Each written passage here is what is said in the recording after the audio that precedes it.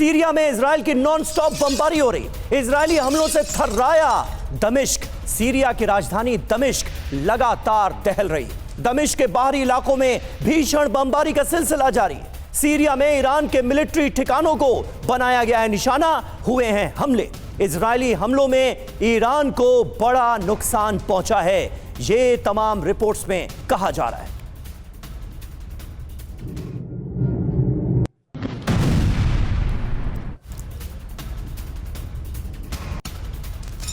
और एक और बड़ी खबर ये मिल रही है कि कभी भी एटम बम बना सकता है ईरान, ये कहना है IAEA का, एटॉमिक एनर्जी का। ईरान के पास 1 दर्जन एटम बम बनाने की क्षमता है, ये कहना है IAEA का। तेजी से यूरेनियम भंडार बढ़ा रहा है ईरान। एटॉमिक एनर्जी संस्था की ओर से एक बहुत बड़ी चेतावनी दी गई है और ये बताया जा रहा है कि कभी भी एटम बम बना सकता है क्योंकि यूरेनियम का भंडार है ईरान के पास।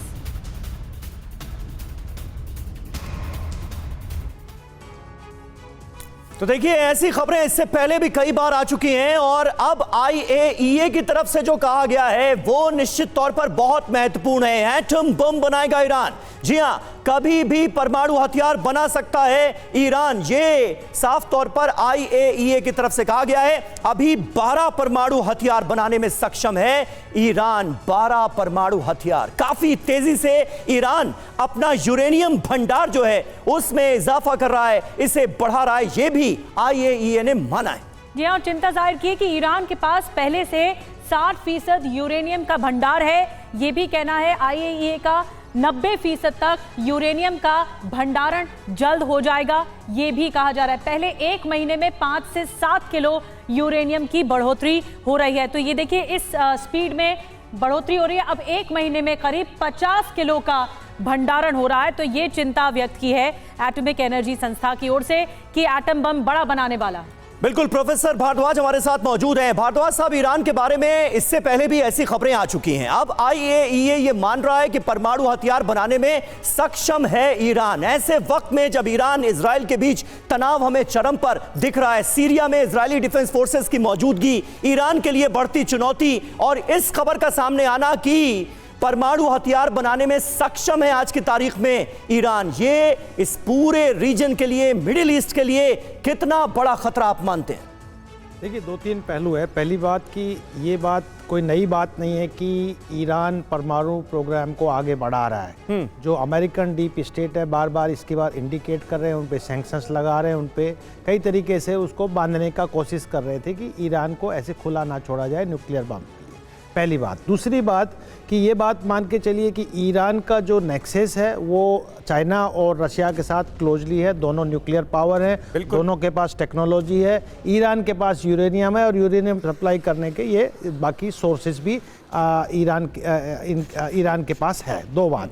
तीसरी बात कि देखिए, कोई भी जो मिडिल ईस्ट के संदर्भ में देखते हैं तो कोई एक लीडरशिप का लड़ाई मिडिल ईस्ट में चल रहा है कि लीडर कौन है मिडिल ईस्ट का, इस्लामिक वर्ल्ड का। उसके लिए 3 चीज़ें चाहिए। पहली बात कि ईरान एक थियोक्रेटिक स्टेट है, आइडियोलॉजी की बात करता है, इस्लाम की बात करता है। दूसरी बात, ईरान के पास भी उतने ही संसाधन है जो बाकी देशों के पास में है, चाहे यूरेनियम हो, चाहे वो एनर्जी ऑयल के भंडार हो।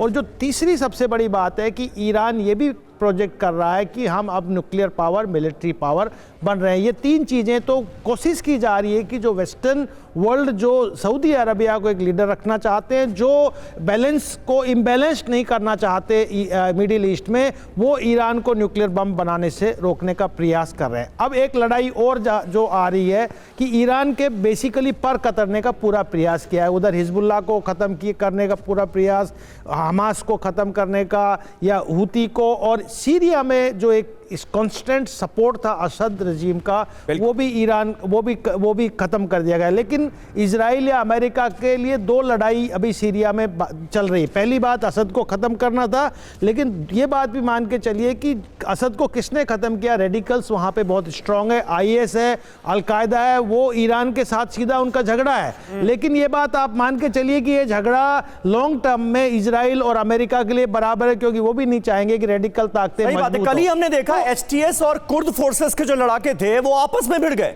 दोनों के बीच फायरिंग होने लगी। बिल्कुल बिल्कुल, जिस तरीके मैं वही कह रहा हूँ ना, ये इतना कॉम्प्लिकेटेड होता जा रहा है कि आपके पास टारगेट सीधे नहीं है, लेकिन इसमें जो प्राइम टारगेट है, जो कुलकर्णी साहब ने भी कहा कि पूरा जो टारगेट है वो ईरान एक बहुत बड़ा टारगेट है, उस फोर्स है इस मिडिल ईस्ट में जो इंस्टेबिलिटी और बाकी जो एक्स्ट्रा रीजनल पावर्स है, खासकर वेस्टर्न पावर्स को बाहर निकालने का और रशिया और चाइना को मिडिल ईस्ट में स्पेस देने का, ये ईरान एक बहुत बड़ा सोर्स है। तो पहला प्राइम टारगेट है ईरान को खत्म कर दिया जाए, ताकि मिडिल ईस्ट में जो वर्चस्व, जो आइडियोलॉजिकल लड़ाई है, क्योंकि मैंने कई बार ये जिक्र भी किया कि एक जो सबमिट हुआ था, इस्लामिक वर्चुअल सबमिट हुआ था, उसमें टर्की, ईरान, मलेशिया और पाकिस्तान को भी लाने की कोशिश की थी, एक अल्टरनेटिव डिस्कोर्स क्रिएट करने का प्रयास। संजय सर, एक बड़ी बात आपने बताई कि ये अस्तित्व और ये वर्चस्व की लड़ाई है और ये वाया किसी भी रीजन से लड़ी जाए, लेकिन टारगेट नंबर 1 जो है इजराइल का वो ईरान है।